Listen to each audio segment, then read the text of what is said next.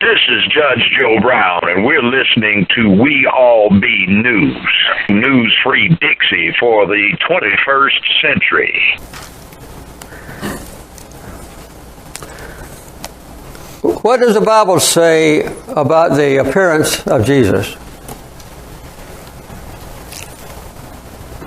He was not outstanding. He was ordinary looking. Okay, I'm not sure exactly what that is in the Bible, but we'll say that's okay, John. You know, certainly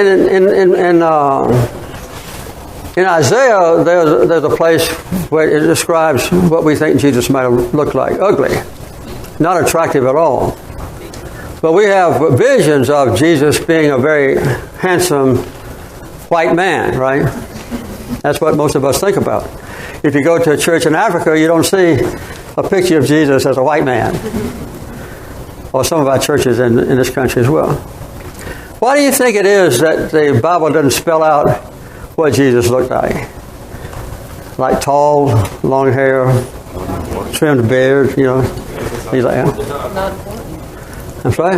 It's not important. That's a good question, good answer. It's not important. But it also lets us envision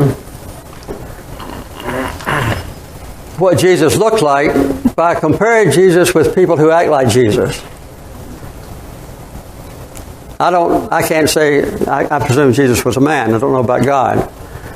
But we envision an almost perfect Christian being Mother Teresa. I met her very briefly one time in a hotel. Just passed by, and she gave me a little tract, which later I gave away. I'm sorry I did, but I gave away a little paper she gave me. But we envision Mother Teresa as being someone who lived a godly life, and who trained herself all during her life to be more godly. And maybe some of you look on Pope Francis as being a godly man. I do. I think he's a very good man. And I think he made some speeches this week to the U.S. Congress and to the United Nations that spells out the basic principles that Jesus Christ would spell out if he were there making that speech. I think Pope Francis really tries to do that.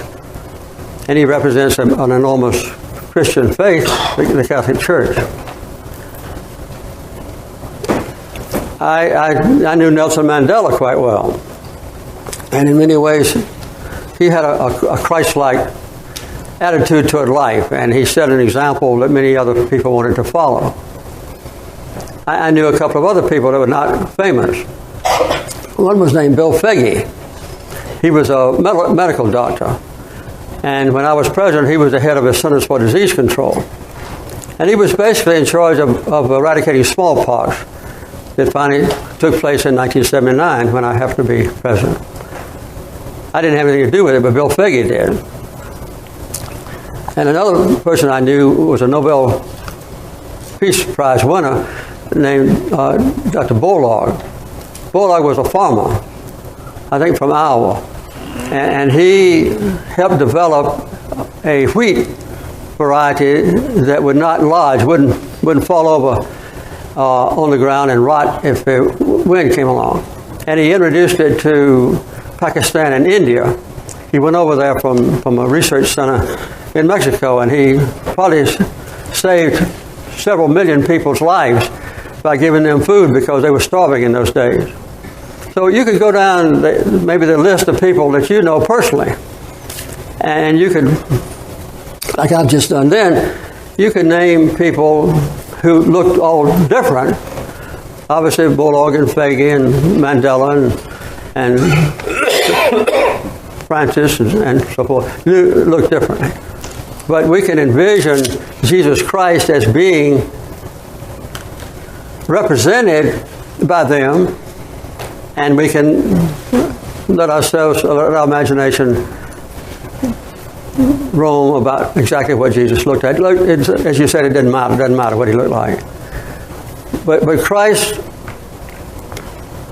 I would say, had more power than most of us do. We might say, well, I don't have the authority, I don't have the power, I don't have the influence that it takes to be a godly person. Jesus had practically no power. He didn't have any physical power. He didn't have any military power. He didn't have any political power. He didn't have any social power. Quite often he was kind of an outcast among the leaders of his time. But he had trained himself as a child to be godly. And when Christ did something or said something, it represented as accurately as possible the mandates or the teachings or the principles of God.